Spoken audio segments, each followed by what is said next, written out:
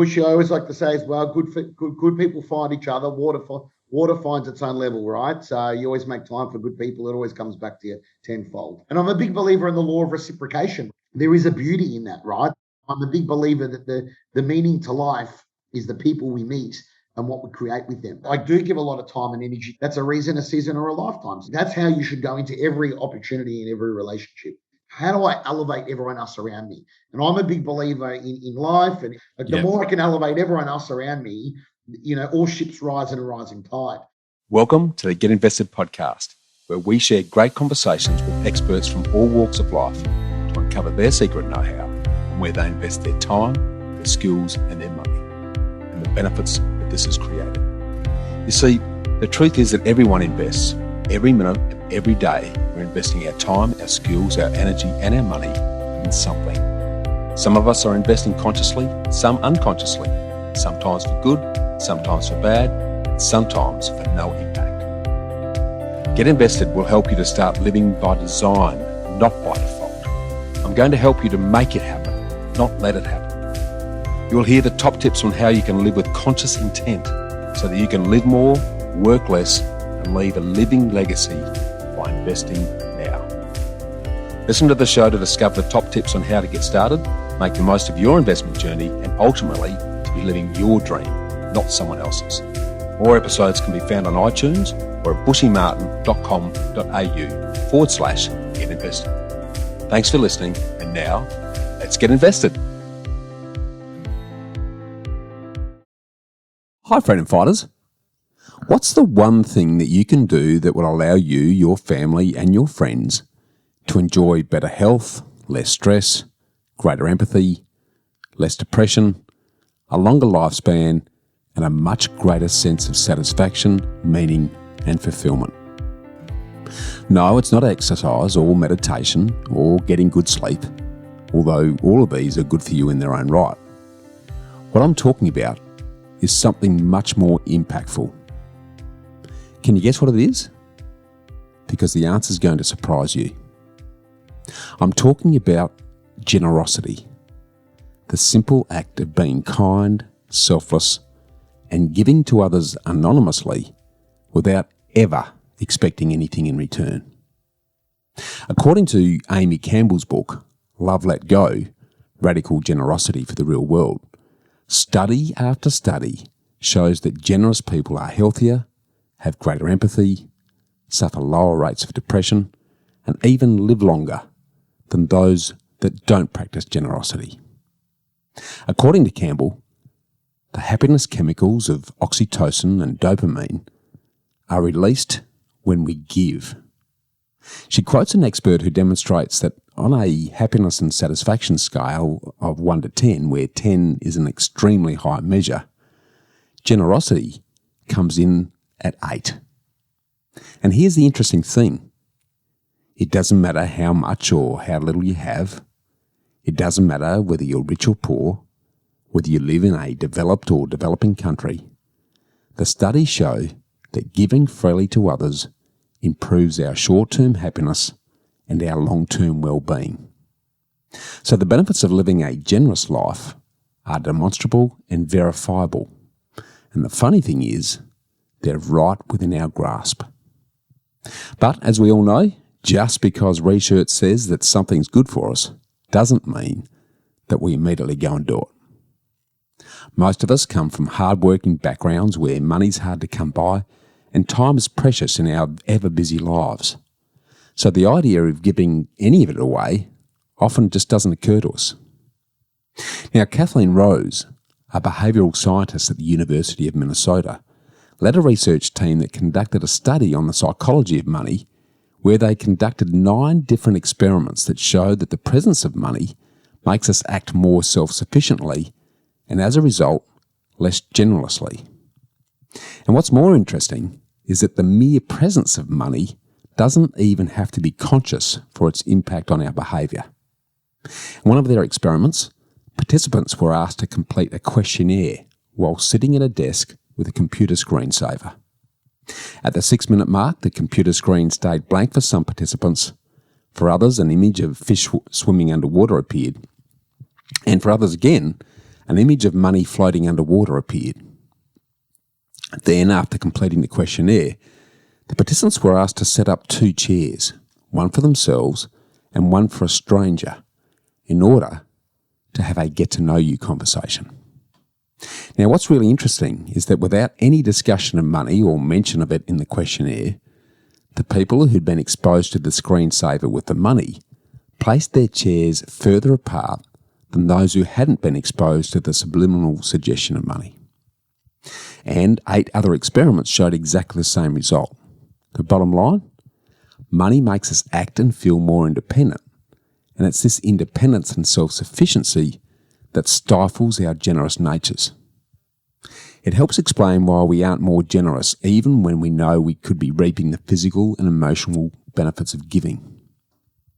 So where do we start with examples of the multiple benefits of generosity? Well, in my own case, the best example I know of generosity was my wife's father, George Nagy. He would give the shirt off his back to a complete stranger. If someone on the street asked him for money, he wouldn't give them coin, but he'd go and buy them a meal. And the reason he was so generous is that he escaped the border from war-torn Hungary during the Russian Revolution in 1956 with nothing but the clothes on his back and a suitcase. After seeing his father put an axe through the back of a Russian soldier's head who was about to machine gun the rest of the family. After seeing this and surviving many other horrors, Australia was like a paradise of milk and honey with unlimited opportunity that gave him an endless sense of gratitude, and as a result, he lived every minute to the max and gave generously and selflessly to anyone and everyone he met. I'll never forget him after he went to visit a friend in a nursing home many years ago, and he came home disgusted that, in his words, they were eating shit and just sitting aimlessly in their wheelchairs staring into space all day. So, true to form, he started cooking meals for them at home and delivering it to them. And not satisfied with this, he then bought a bus with a disabled lift and started picking them up and taking them on day trip excursions just to give them some enjoyment and stimulation in life. He did all of this at his own expense without expecting one thing in return. And in fact, he wouldn't accept anything even when they offered. And the funniest thing was that he was actually older than most of them, but had an energy and vitality that was born out of years of selfless giving to others. For George, it was always about paying it forward. And my good mother Valma was no different, God bless her soul. We used to call my folks' place Mother Martin's Motel because there was always someone dropping in for a meal, and generally strangers or newcomers or families doing it tough who'd been referred by the local church. And quite often, they'd come for breakfast and were still there at dinner time as Mum slaved over a hot stove cooking up all sorts of savoury delights. And they always left with a doggy bag that would feed them for a week. Now, Mum came from nothing and gave everything. This was the power of generosity in action. It was always about being grateful for what we had and constantly paying it forward. Giving wasn't an occasional act. It was a way of living for our parents. The underlying question was never, what can I afford to give away? The key question was always, what do I really need to keep? And this is the basis of what Amy Campbell refers to as radical generosity. When we shift our thinking to this question, we start to taste a freedom around money that belies the scarcity narrative that we hear day in, day out in our Western culture. Instead, this simple questioning shifts help. I'll get it right eventually. Instead, this simple questioning shift helps us to sense abundance. Now, Rita Lamotte says that whenever she feels like she doesn't have enough, she gives some away. Giving money away doesn't make us feel rich, but it makes our lives richer and the lives of others richer too. By giving, we all become enriched. This ripple effect of generosity goes way beyond the simple reciprocity, where you holding the door open for me means that you'll hold the door open for others.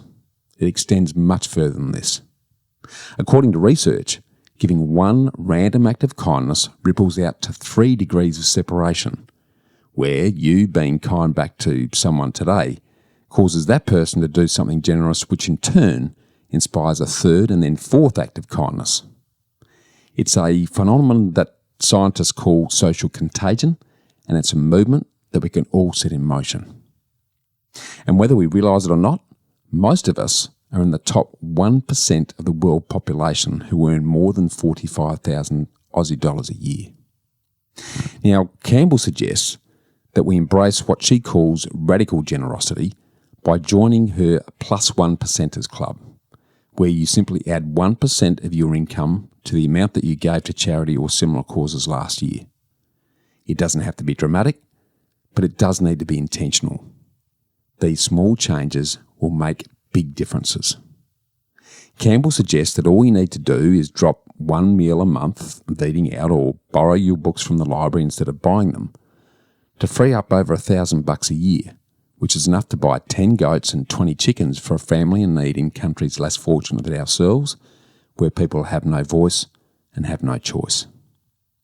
This is the central idea behind our business Know How Save a Dollar to Save a Life initiative. For every $1 a year that we save you in refinancing your home and property loans, we donate a day's worth of life-saving clean water to families in Tigray, Ethiopia, through B1G1 or Buy One, Give One. By helping each other, we're also helping others less fortunate than ourselves. And together, we're making the world a better place, all through simple acts of generosity, of giving anonymously without ever expecting anything in return. However, unfortunately, most of us get caught up in our own lives and the daily business that we create for ourselves, forgetting that the simplest of things can make the most significant impact on someone else. A smile, a compliment, paying for a meal. Just think how different this world would be if everyone took a few minutes out of their week to do something for someone else. Have you ever done something nice for someone else just because? It wasn't to repay them or because you had to. It was simply because. When was the last time you gave selflessly and anonymously in this way? To help a stranger, a work colleague, a family member or a friend without them knowing it. So today I'm going to challenge you to start making someone's day better. Generous random acts of kindness include things like giving compliments, giving gifts, saying kind words, showing gratitude, doing an act of service for someone else, being respectful, noticing good things that others do, and giving your time to someone else. So, in the spirit of giving and generosity, I'm going to challenge you to give a random act of kindness every day for the next month. And to get your creative juices flowing, here are some simple but impactful generosity ideas. For complete strangers, buy a warm meal or coffee for someone in need. Give a stranger a compliment or look them in the eye and smile. Let someone go in front of you in a line or a queue. Leave positive post-its of encouragement on people's cars in the shopping centre. Pay for a stranger's meal at a restaurant without them knowing it. Help someone struggling to carry their grocery bags. Take someone else's shopping trolley to the racks outside. Learn to say hello in different languages so you can greet strangers from anywhere. Spend time talking with the old and lonely in a nursing home or reading to them. Write a kind, positive message on a serviette and leave it when you're next at a restaurant. Pay it backwards by paying for the coffee of the person behind you in the queue at your favourite coffee shop. Give up your seat on a packed bus or train to someone else. Hide money in random places for strangers to find. When you're driving, slow down to let another driver merge in front of you in traffic. Buy a gift card to hand to someone on your way out of the coffee shop. Pick up a piece of litter on the street. Write a thank you note and leave it in your letterbox for the person delivering the mail. Talk to a stranger at a party who looks like they don't know anyone. Stop to assist someone who looks lost. Smile at 5 strangers every day. Compliment the first 3 people you talk to today. Leave a positive note on a library book. Leave credit on a vending machine. Be kind to the birds by hanging a bird feeder in the tree in your yard. Drop off old blankets and towels to an animal shelter. And just smile at someone who looks sad. For friends and loved ones, think about calling your parents or brothers and sisters just to say I love you. Hide love notes on post-it notes all over the house for your partner to find. Do something for your partner that they hate doing. Reconnect with an old friend that you've lost touch with over the years and share a memory that you carry with you. Send a friend a helpful or inspiring article that made you think of them. Email or write a letter to a former teacher who made a difference in your life. Give your favourite book to a friend. Send a random thank you email to someone you admire and respect. Call someone who lives alone. And forgive someone who's wronged you. And at work, donate a vacation or sick day to a colleague who's struggling with an illness or caring for a sick loved one at home. Bring in a favourite treat to work and anonymously leave it in the kitchen. Post sticky notes with uplifting messages on the bathroom mirrors. Set an alarm on your phone to go off at 3 different times during the day, and in those moments, do something kind for someone else. Learn the names of your office security guard, the person at the front desk, your coffee shop barista, the supermarket checkout, the car park attendant, the petrol station cashier, and other people that you see every day, and then greet them by name with a smile. This is just a taste of what you can do, so get your creative juices flowing. Performing random acts of kindness can profoundly affect your attitude, your outlook, and even your health, according to the Mayo Clinic, which also says practicing kind acts can rewire your brain to help you be more present to others while boosting your mood. And despite being an act that is done to benefit others' well-being, generosity paradoxically increases our own well-being. So being generous is a fantastic way to improve your mental health as well as your well-being. And if you want to get inspiration from someone who's made generosity the underlying driving force in his life, that has created unequalled success for others as well as himself, then you can't go past today's very special guest, Andrew Morello, the winner of the first Australian Apprentice. He's a living, breathing example of the benefits that generosity has for others as well as yourself. Now, the Mighty Morello is one of those rare people that you meet whose massive heart, genuine care, and moving motivation inspires all of those around him to take their lives to the next level and to be living the dream, as my wife Sonya found out when we spent time with him at the Entourage a few years back. Today, Morello's an awarded entrepreneur, an investor, an author, and head of business development at the Entourage, which is Australia's largest training institution for entrepreneurs and business owners. Prior to this, he spent 10 years alongside Mark Burris, building out the Yellow Brick Road Wealth Management Branch network nationally. Morello has also personally built an impressive property portfolio, and his endless generosity has also led him to drive numerous community projects across Australia and internationally, including being a founding board member of Project Gen Z, which is a social enterprise which runs entrepreneur and development programs for disadvantaged children. In recent years, Morello has summited Mount Kinabalu in Borneo and completed the Kokoda Trail to raise money for the Seed Foundation, which supports Indigenous health programs in remote communities. Morello is also an active member of Australia's entrepreneurial and real estate communities, an engaging and charismatic speaker, and passionate about sharing his successes and creating success for other entrepreneurs, business owners, and investors to help you and others reach your full potential and not waste your precious life.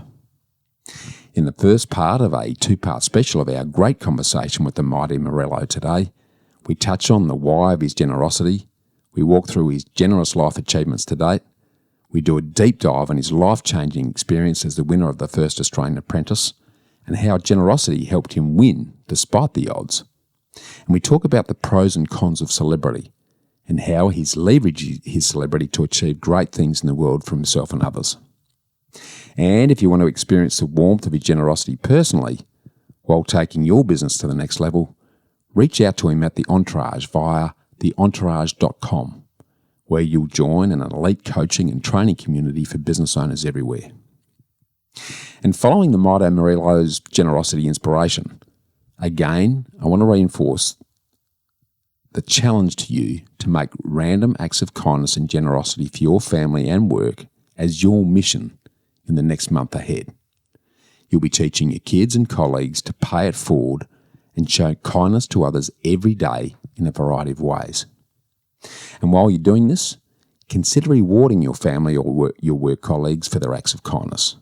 give rewards or shout-outs for the most unique acts of kindness that they demonstrate.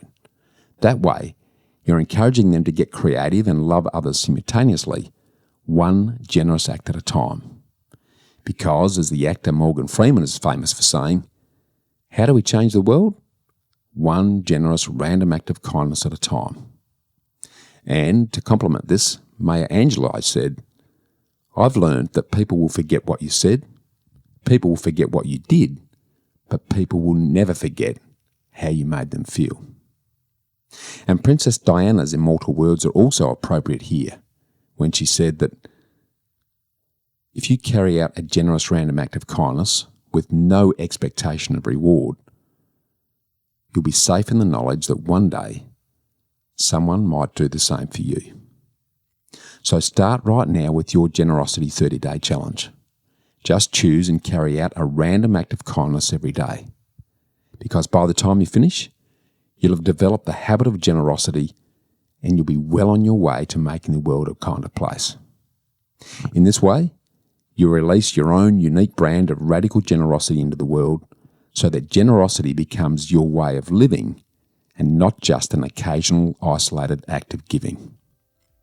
And to really get inspired to enjoy the fulfillment that only generosity can bring, enjoy part 1 of our great conversation with the mighty Andrew Morello.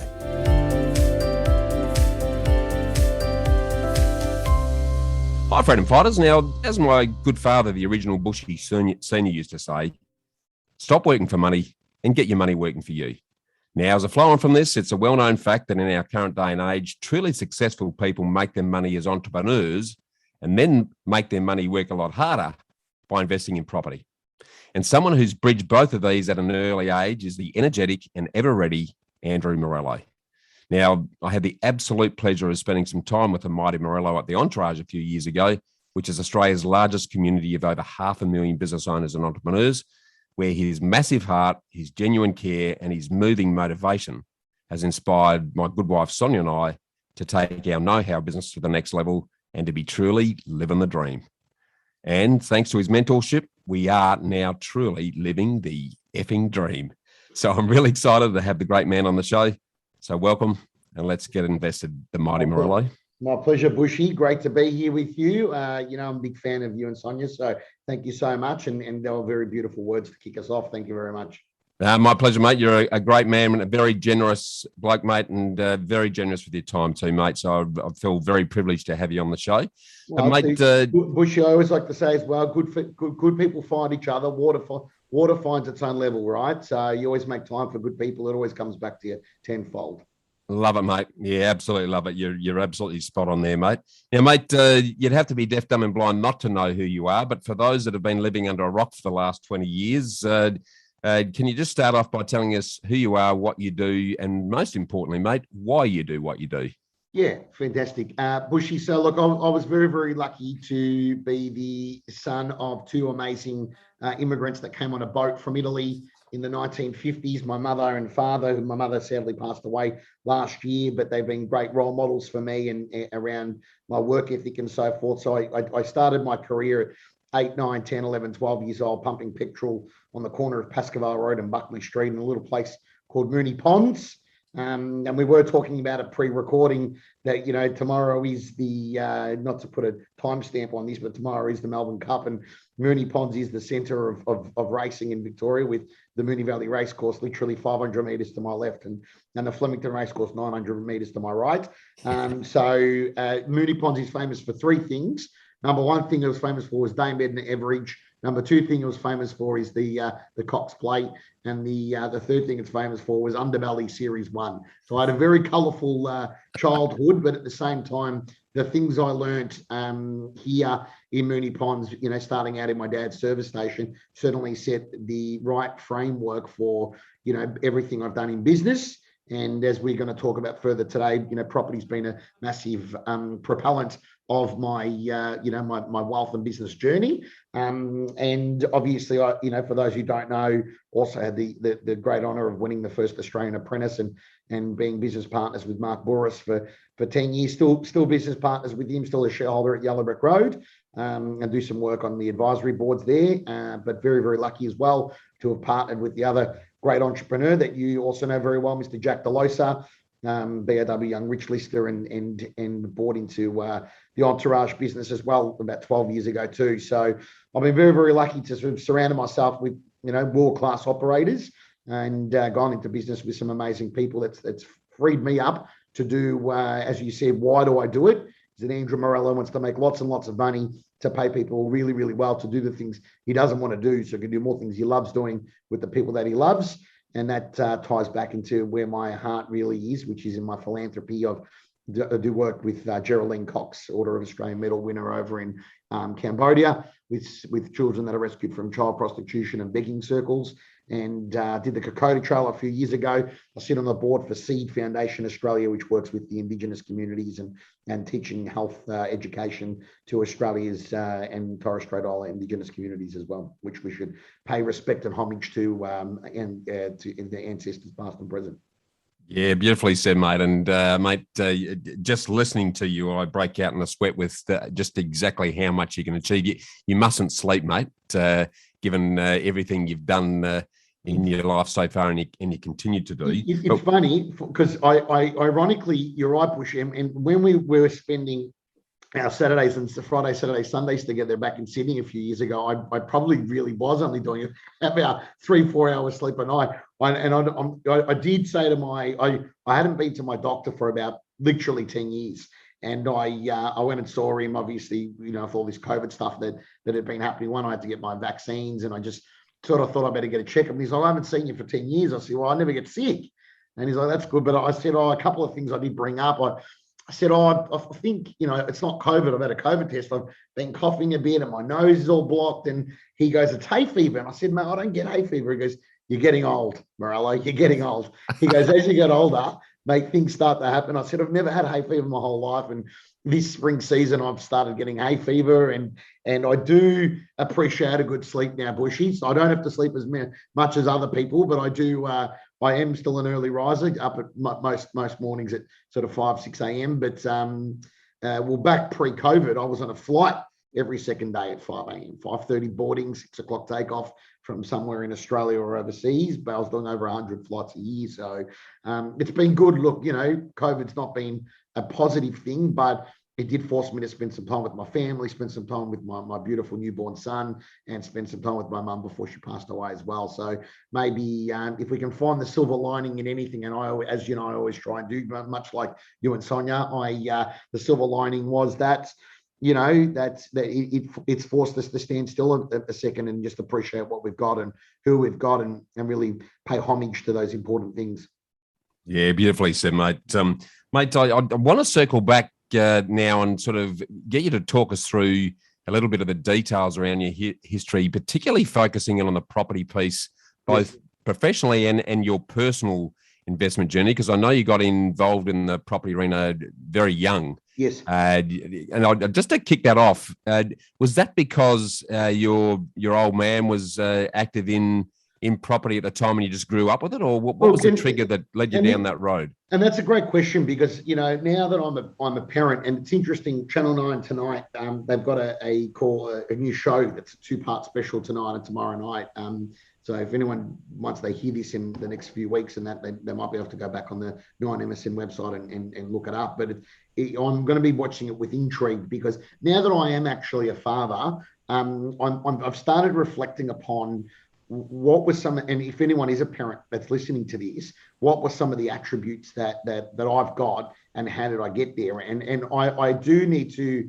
My father's never given me any money. He's always provided my father and mother never, they didn't do parental guarantees for us, but I'm not saying they're bad things. We can double back on that to, if people are in a position where they may need to do it, because I think it's a really good thing that is available to the next generation of property investors. But I didn't have the luxury of my dad going, here's, a deposit for a house or anything like that. But they did foster a really good environment, one of unconditional love, number two of safety and security. Like my dad fostered me in taking risk, because he was like, if you take risks and it fails, don't worry, there's always a bed in Mooney Ponds and a bowl of pasta on the table for you, right? So, and as much as you can make a joke about that and have a bit of a giggle, that was his way of my dad's a Sicilian father, so you're not going to get too many I love yous or I'm proud of yous, but he fostered an environment where he was very proud in his way.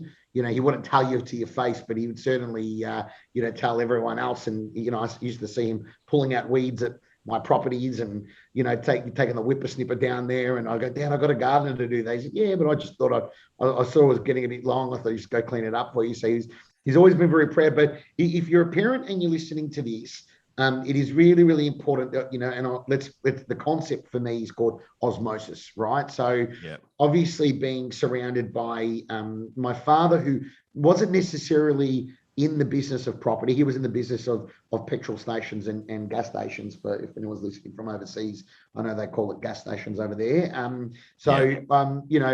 He then, he worked hard, not smart. And then what he would do is just work 7 days a week. And then obviously he bought the service stations that he was running.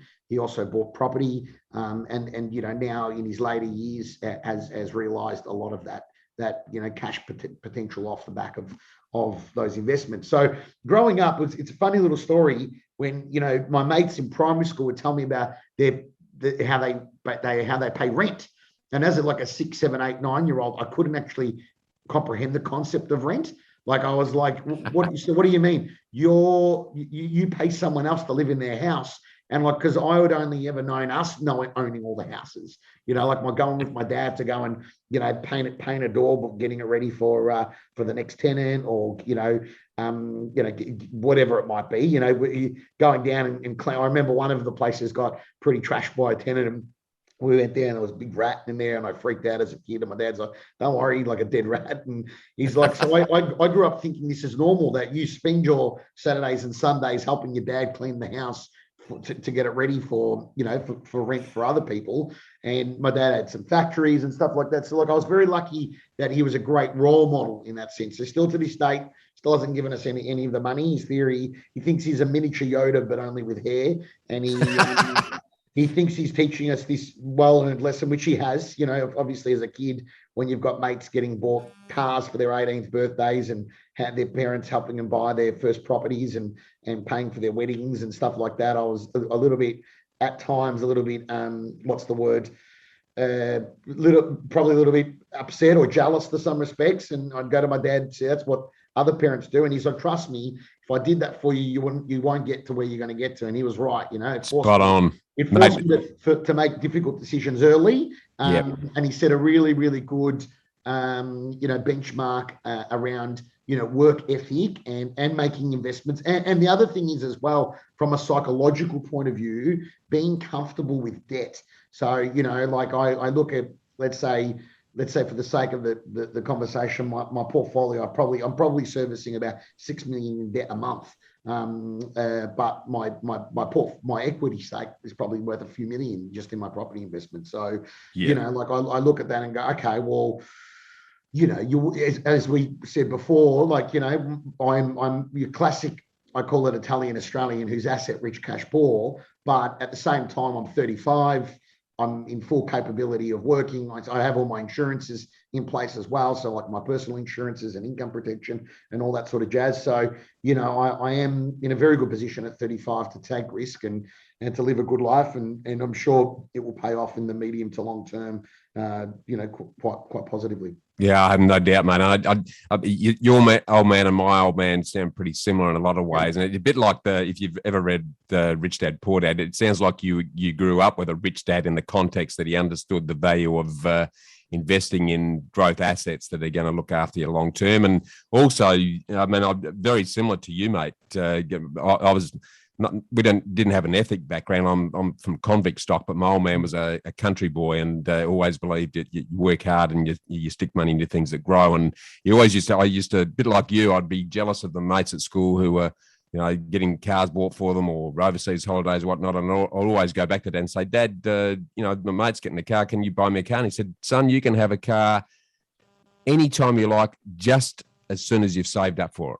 Correct. So, and at the time I thought it was tough. In retrospect, it was the best lesson I'd learned from him, because I learned the value of money and what to do with money, and the respect that comes from having to do it yourself. And it sounds like your old man was very similar in that regard, mate. Yeah, very much so. Very much. I mean, that's if I can pass anything on to other parents that are listening, like I think that was an amazing lesson that I learned, and it set me in good stead for everything else that I did in my life, not just in my business life, but in my personal life and my philanthropic life and my friendships and my relationships. Like I pride myself on the fact I'm still friends with every past partner and lover that I've ever had. So like, and it's because they've always been able to see that I've always worn my heart on my sleeve, and then I always endeavor to do my best.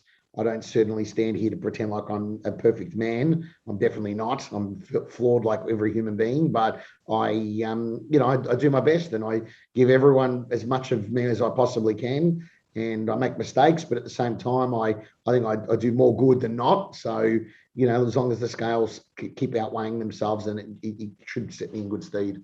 Yeah, absolutely love it, mate. Well, let's kick off with your own property journey, both professionally and personally, in terms of the portfolio you built, because I know that your initial passion was to become an auctioneer, if I'm not incorrect. Yep, and actually, ironically, Boishi, I don't know if I told you, but I actually had Leo, my business manager, get me all reset up to do auctions again in Sydney and in New South Wales and Victoria. So I am officially a fully accredited, fully fledged auctioneer again. So keep an eye out, guys. You might see me doing some sort of celebrity auctions and so forth, which I'm looking forward to doing. I have been out of it for a little bit, but I have called over 1,000 auctions in my life.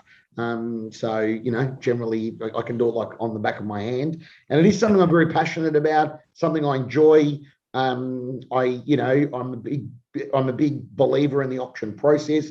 I know not all property is bought or sold in with auctions, but I do say to people, like, I've got a scenario where I'm advising to a family right now, and they've got a few issues amongst the family, and I just said to them, well, we'll just auction the property off. Like, if you can't all come to an amicable decision, don't lose your family relationship over it. Just auction the thing off, and everyone takes their share and go your separate ways. So it is a very clear and fair way to buy a property, but not all property is bought and sold that way. That's the only challenge. Yeah, agreed. Where did that initial passion to become an auctioneer happen? Because correct me if I'm wrong here, but my understanding in Victoria at the time that you would have been growing up, it wasn't really a dedicated profession. It was something that directors and some of the sales team might do within a real estate office. Well, that's good. No one's really asked me before, but interestingly enough, and the next few names that I say, if people do know the Melbourne property market,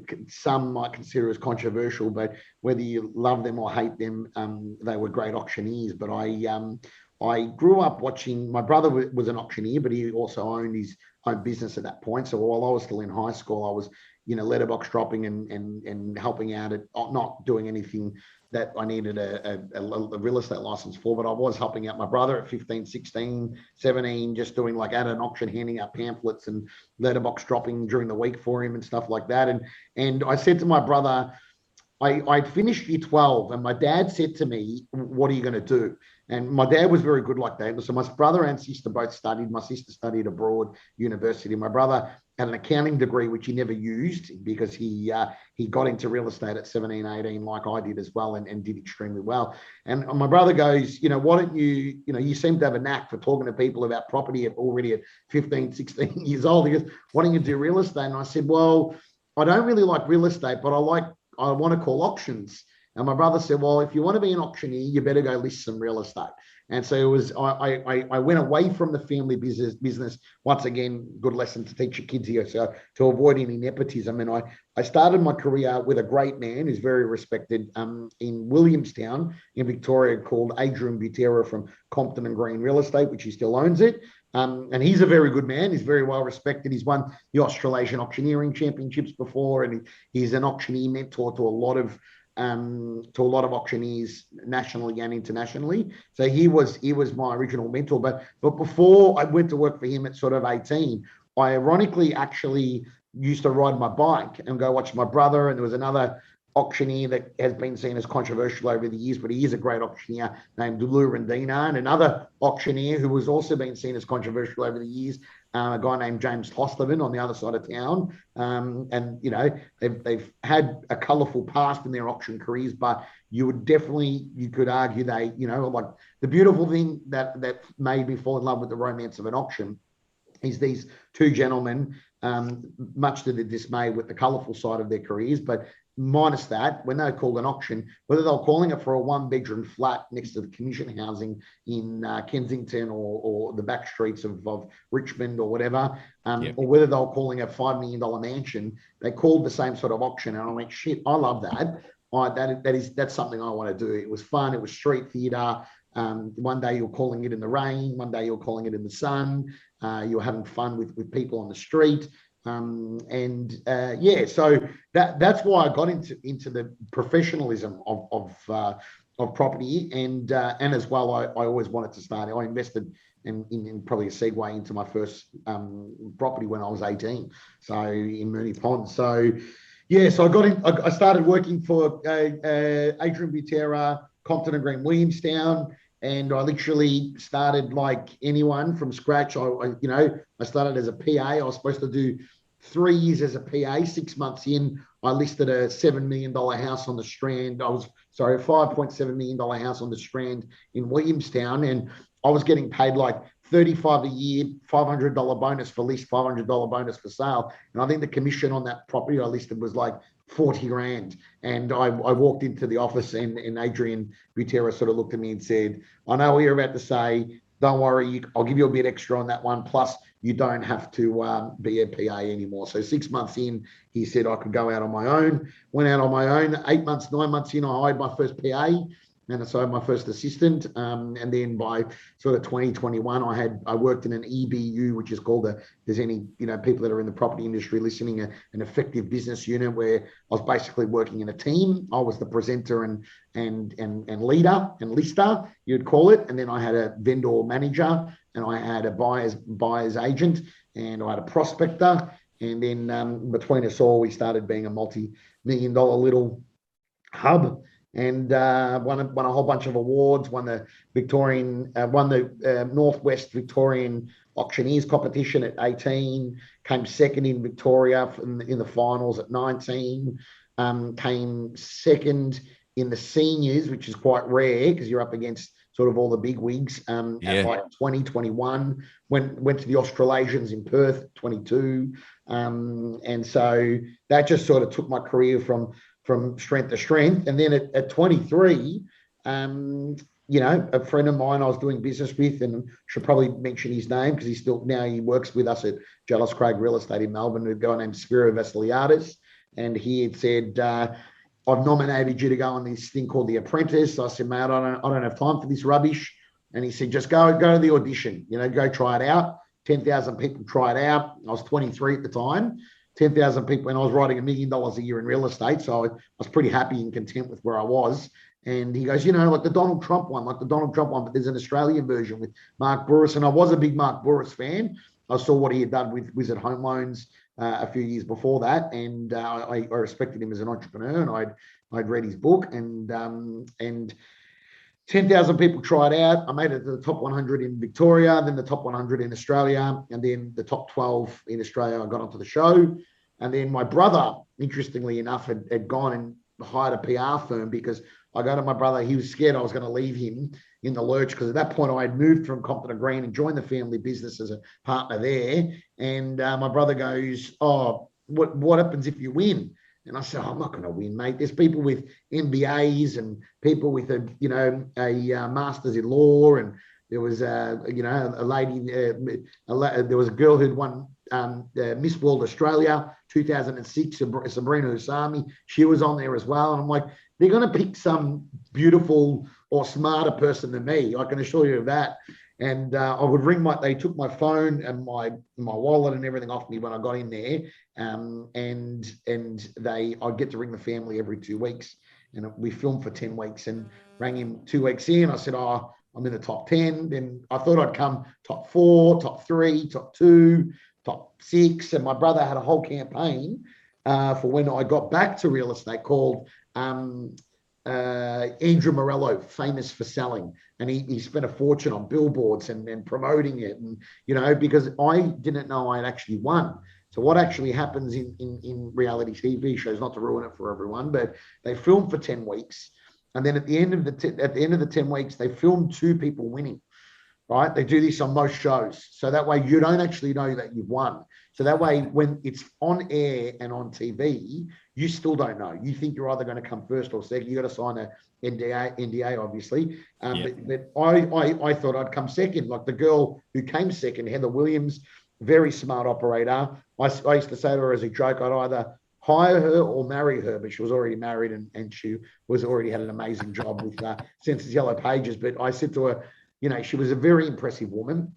And I said to my brother, like when I got back to Melbourne and started listing real estate. So you can imagine I'm on TV at this point, Bushy, every week on national TV, I went to the Brownlow, I went to the Logies, I went to all these things, and I'm listing real estate at the same time. And I listed like 43 auctions. I listed about $1 million worth of commissions in 10 weeks. And, I still thought I was going to come second. And then Mark Burris rings me. It was the final show was on the Monday night at 7:30. And Mark Burris rings me on the Sunday night at 8 o'clock. He was supposed to ring me at 6 p.m. He was up at his property in Byron Bay. And then the executive producer, Karen, said, oh, he's going to call you at 6 p.m. I said, all right, great. And so I'm sitting by my phone at 6 p.m. on a Sunday. I was home alone. Nobody was here in Moonee Ponds, and he didn't ring. And it got to 8 o'clock, and it finally rang from a private number. And he's like, Morello. And I'm like, yeah, Mr. Burris. He goes, don't call me Mr. Burris anymore. Call me Mark. Sort your shit out. You're coming to work in Sydney. And I'm like, oh, well, fantastic. I said, I got one small problem. He goes, what's that? He goes, I just listed 43 auctions. I got to get rid of those first. So he goes, jump on a plane, come up and do some PR with us for the week. And then you can go back to Melbourne. And I went back to Melbourne for, I don't know, maybe 2 months. I think I won in like November 2010. And then I basically came to work the day after Australia Day. I got to Sydney. So I was in Sydney for Australia Day, and they put me up in the Marriott Hotel. So I was living in a hotel, like a penthouse of a hotel for a month. And because they couldn't find me a place to live yet. And interestingly enough, funny story, my first experience of Sydney was I got invited to which I probably wouldn't do again. So please, to the ladies listening, I'm certainly not pro any of this sort of stuff, but I got invited to a Celebrity Day, Australia Day party, level 4 poolside at the Ivy Pool Bar, which is a bar and nightclub in Sydney, owned by Justin Hems. And you got to remember, I was a 24-year-old young buck, and always looking for a good time. And so I got invited to go up and they had a Miss Australia Day competition, and so like the girls would do a little interview around the pool. Then they were wearing like Australian flag, swimwear, and there's a photo of me that following week in the paper, in the Sydney Morning Herald. I'm in the paper 3 times. I'm in the paper in the property section doing an article about property and about the Melbourne and Sydney market and vice versa. I'm in the shares section in looking at the investment markets, and I'm one of the celebrities they gave us a fake $10,000 account, and I was winning that. And then you got to the entertainment section, and there's a half page with me with 2 girls dressed in bikini, Australian flag bikinis, one on either side. And it says, the Vegemite boy has arrived in Sydney. The first Australian Apprentice, Andrew Morello. Mark Burris storms into the office. So this came out the following Sunday. So that was Tuesday was Australia Day. Sunday, this came all out in the paper.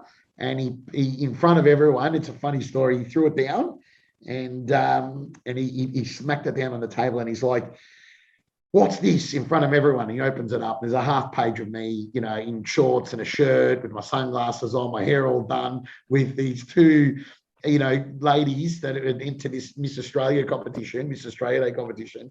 And he goes, I don't want to see this rubbish. And I said, mate, I thought this was like a photo for them. Like I thought it was, a personal photo. He goes, when they take photos, they sell them to the newspapers. They do. And this was my first experience of obviously this sort of stuff happening. And I said to him, but stop. Look in the property section. I'm in there. Look in the stock market section. I'm in there. I said 2 out of 3 ain't bad. And he's still got this angry face. And then he walks back to the door, and across the room, he yells out at me. He goes, but how'd you go? I said, I got the girl on the left's phone number.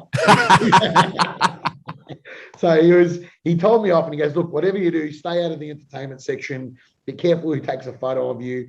And so I did learn my lesson that day, but it was my baptism for Sydney. And I've had a place in Sydney now for the last 12 years, and I go between my Melbourne and Sydney property, and I've had a lot of fun in both cities. Love it, mate. Mate, I love that story. I just want to circle back for a minute because and take us through. Because and you sort of mentioned very briefly, going from 10,000 applicants down to 12. Yes. Because I want to ask you 2 questions. One is, why do you think that you managed? What was it about you that enabled you to get to the 12 that went on the show? And I watched every episode. I loved it. It was a really entertaining show, and we were batting for you way back then because you're just a bloody likable bloke and tells it how it is, and there was no BS or some of the crap that goes with that whole set.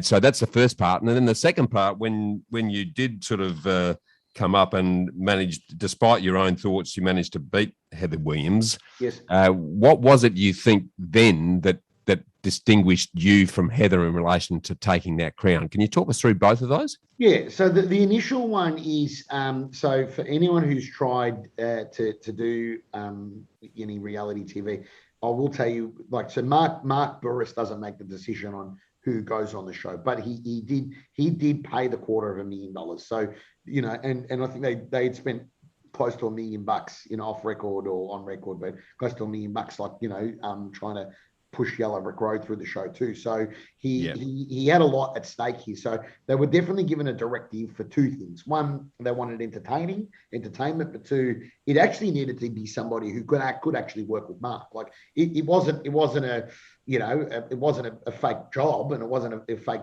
prize. Like you really did. Like I sat next to Mark for, it's supposed to be for 12 months. It ended up being 12 years, but I literally was right next to Mark Burris for those 12 years. But let's say at the time it was supposed to be 12 months.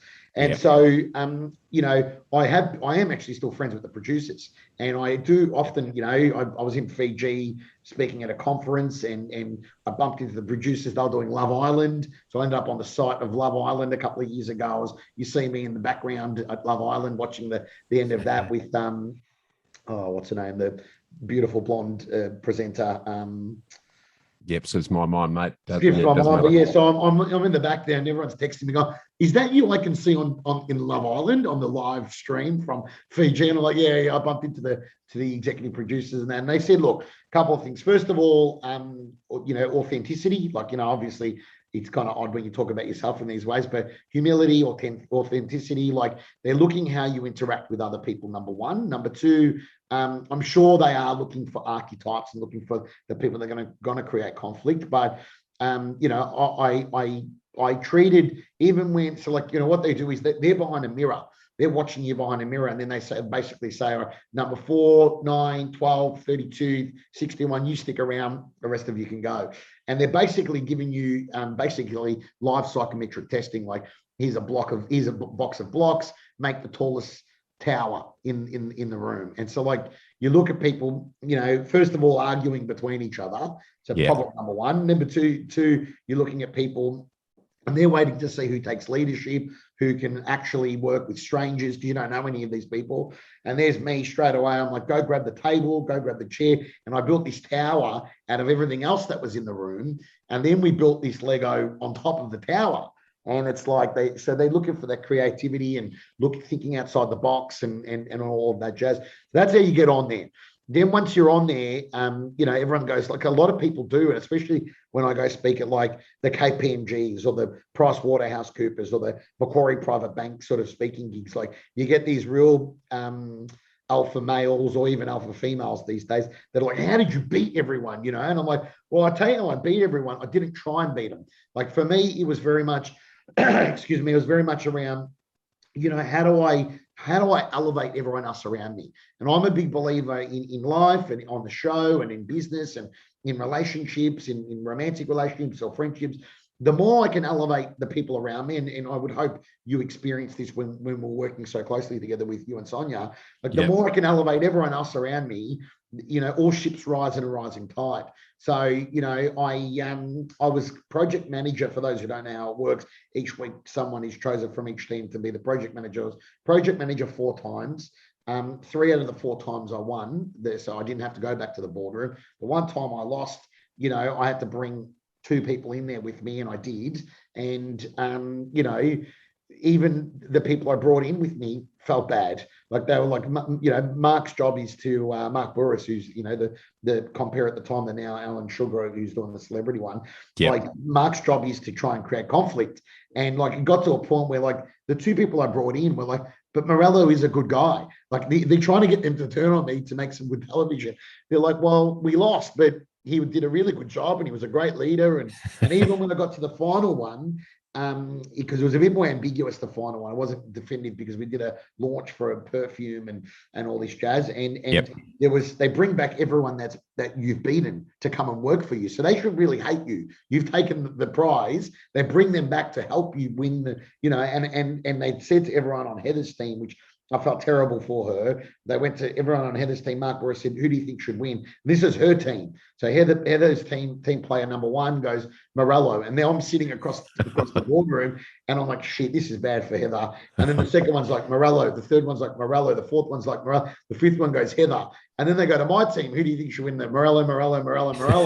and Mark goes something like, I don't know, he made some comment like, what did you do, pay him off or something? I'm like, no. I'm like, you know, I just, even though I was supposed to be in competition with them, I just wanted everyone to you know, to rise to the occasion, and if in some way, shape, or form I was in a position to make them look better, then I did, and I'm a big believer in the law of reciprocation, right? It's a little bit like Entourage members, e.g. you know, like I do give a lot of time and energy to our Entourage members, our Elevate and Accelerate members, because like you don't know where someone's going to go. I'm invested. You know, there's a half a dozen to a dozen Entourage alumni that are either members again or that were members in the past that I'm in business with in some way, shape, or form now. And it's like the reality is, there is a beauty in that, right? There is a romance in that those, you know, I'm a big believer that the meaning to life is the people we meet and what we create with them. So whether I meet Bushy for a reason, a season, or a lifetime, let's make something together, right? Whether it was while you were at the Entourage and we never spoke ever again, whether it's now that we're speaking now and doing these podcasts and these interview series, or whether it's, you know, we do something in the future together, it's like that's a reason, a season, or a lifetime. So, you know, there's nothing, that's how you should go into every opportunity in every relationship. Mate, absolutely beautifully said. And I'm going to share this because this is an indicator of just how generous you are with your time, mate. We flew back from the first session at the Entourage, and you were sitting in the seat in front of us. And we got off the plane and we were catching a cab into the city. And you said, no, don't worry about that. And you didn't know us from a bar of soap, mate. And you said, don't worry about that. I've got a car here. Just jump in the back with me. Yeah. And you dropped us off there at the Hyatt at the time. Yeah. And it was, I said to Sonya then, this guy's just amazingly generous, given that he doesn't really know us. And yet he's gone out of his way to help us out. He didn't need to do any of that. Yeah. And that's a very rare quality, mate. And I can see how, now that you say that, in terms of elevating those around you and putting energy into helping others, how it's helped all the way through your career. Because as a relationship builder, there's no one better than you, mate. You just have this amazing ability to, and you make people feel good about themselves, and your ability to inspire and motivate is absolutely exceptional. I used to love your closing sessions on every day there at the Entourage, where, you know, it was living the effing dream, and jumping up on the chairs and doing the high fives and whatnot, mate. You felt $1 million every time you got on stage. you do have an absolutely amazing ability in that regard. But tell me, celebrity, mate. I mean, everyone both admires celebrities, but to some degree, given the tall poppy syndrome that exists in Australia to a degree, also despises them for the same reason. Yeah. And sometimes builds them up so they can then knock them down, and the media is very good at that. How have you found celebrity in terms of the pros and cons, mate? Is it do you find it challenging, or is it made a massive difference to your world? Yeah, well, look, my dad gave me some good advice when I won. He said, make the most of it, make hay while the sun shines, right? Because you don't know how long things are going to last for. And then I got some good advice, ironically, from Eddie Maguire. So I'm sure most Australians know who Eddie Maguire is. Yeah. He did a great job last night with an expose on the great man Bert Newton. And He did.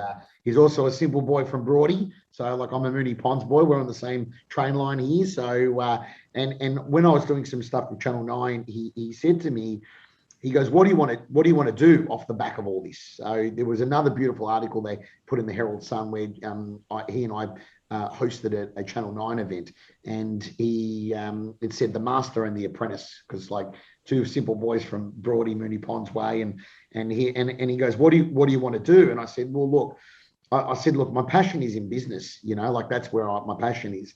And he goes, well, look, let me give you some advice. He goes, the problem with wanting to be a celebrity, let's call it, and that he goes, to be honest, most of them don't make any money. And he's right, they don't. Like he goes, like the average person who's at a free to air television network is on about $100,000 a year, which is not bad money, but it's not going to get you very far in the long term, right? Like $100,000. The problem is when you're living that lifestyle, $100,000 doesn't get you very far because you're also living the lifestyle. Like, you're out every night, you're doing things, and like you need money to maintain that. Yeah. So like it's like he goes to me, then if you're passionate about business, then leverage your exposure that you've had. Like you didn't call it celebrity, being a celebrity. He goes, you've got exposure right now, right? Like you're up on stage here with me. My dad said the same thing. Like you got exposure. You're doing little segments on the block and on the property shows and on Channel 9 and the breakfast show and all that sort of jazz. You're speaking at conferences in front of 1,000, 2,000, 3,000 people. He goes, just leverage that, and leverage it into business, which hence that's where a lot of the stuff that Jack and I did at the Entourage. So like we leveraged that exposure I was getting at the beginning to grow Entourage to where it is today. We leveraged it at Yellow Brick Road, and I bought into Yellow Brick Road at a much discounted rate than like pre-IPO.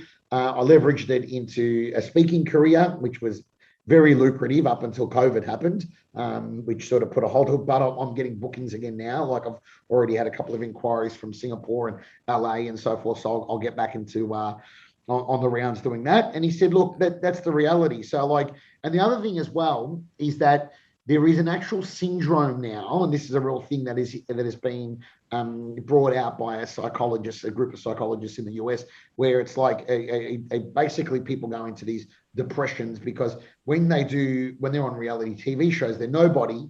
Then it's literally 15 minutes of fame till the next season comes out, right? Yeah, almost 15 seconds now, mate. Correct. And then you're nobody. So you're nobody, then you're everybody. Everybody knows you, then you're nobody. So like, very, very quickly, I sought great advice around, putting some things in place where, I could leverage it and be known as a businessman and an entrepreneur and a philanthropist and be famous for that rather than be famous for the guy who won The Apprentice. Right. Yeah. So The Apprentice was a great platform. And I say to anyone, if you ever do get the opportunity to have a platform in some way, shape or form, make sure you stay humble. And the other thing is as well, like for me, I never felt like a celebrity because at that point, Bushy, like I was 24, I was already servicing a couple of $1 million in debt, right? Yeah. Like I bought all these properties. So like for me, it was like, do I go get caught up in, caviar and cocaine as a joke? That wasn't a serious exercise, but like, do you go get caught up in this celebrity life that a lot of these people want to have? And that's what they want to do. They're chasing the party or the launch and they go to an opening of an envelope. Or do you get strategic about it and go, okay, I've got this window of opportunity right now. I'm going to go buy more real estate. I'm going to go use it and leverage it. I'm going to, whatever, do a couple of $100,000 a year or $300,000 a year in speaking fees, go open a few businesses, invest in this. So I was very lucky to get some, extra little shares in things because people were leveraging, my brand or my connections. And I'm like, well, that's what I did. And now it's like, I would say I'm infamous, not famous, which is great because it means I do get the luxury of being able to enjoy my life still. I do get the little perks, still when I'm a VRC member and I've got 2 tickets waiting for me for the Melbourne Cup tomorrow. I don't think I'm going, but I still have 2 tickets waiting for me. And I do get, the last Grand Prix, I helicoptered into the pit lane. So I still get a lot of the little perks here and there, but I don't have a responsibility to try and uphold some image. Because now what I've done is I've basically leveraged it, the exposure rather than the infamy. I've leveraged the exposure, and I've always done the right thing too. Like one of the other reasons why they actually don't say who wins straight off the bat is because they are expecting somebody to F up. That's what they are doing. So what happened is they filmed me winning and Heather winning. And often somebody does get caught doing something stupid while they're on television, right? So you're on television, we read about it with these, all of these little reality TV stars now that get caught at some party. And now we live in the world of Snapchat and Instagram and silly stuff that they even, these Melbourne Storm players that got, caught, after they lost the semi-final and they're in a hotel room getting. Now, I'm the first person to say, you've trained 300 days of the year or 325 days of the last 12 months. You got to the semi-finals, you've lost. You deserve nothing more than to have a bit of fun with the boys. But there's no reason why you got to be stupid and put it, people taking photos and stuff like that. I'm like, how stupid can you be? You're on $500,000 each. Show some restraint and some decorum. And that was probably good mentorship from Mark. Like Mark Burris, he said to me, he goes, don't let things get to your head because he goes, one stupid mistake, we can throw it all away. And he goes, the other thing you've got going for you is people trust you. He goes, you're likable, and I always make the joke, I'm the simple boy from Moonee Ponds trying to get ahead in life. But he goes, it's how you are perceived. And a lot of people can identify with you, and it would break a lot of people's hearts if you couldn't show some restraint and use that for something good. And hence I did use it for good. And worked with the 2 orphanages in Cambodia and did the Kokoda Trail and raised, nearly $500,000 in total there and sitting on a few boards and so forth. And I've used it for good. So like I say to people, that is the trick. But I am certainly won't say no to a little bit of fun here and there. And I do appreciate still being looked after and so forth. I'm heading to dinner at Crown Casino's finally opened again in Melbourne. So I'm heading to a nice private dinner at the Coco's tonight, which is their private teppanyaki place upstairs. Nice. Beautiful. So I still enjoy getting invited back to a few little VIP dinners and stuff like that. But it's smarter if you do.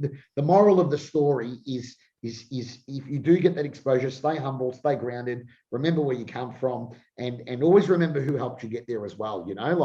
If people were there in the early days, like Adrian Butera, my first mentor in real estate and auctioneering, I ended up doing the Kokoda Trail with him. I catch up with him often. We check in with each other every few months, and so I don't forget that he was also a really important part of my life and helped me get to where I've got him.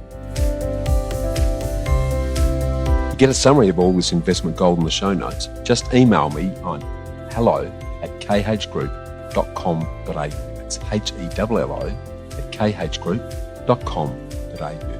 Or check us out at www.bushymartin.com.au/get invested. I look forward to joining you next week for another episode of the Get Invested podcast.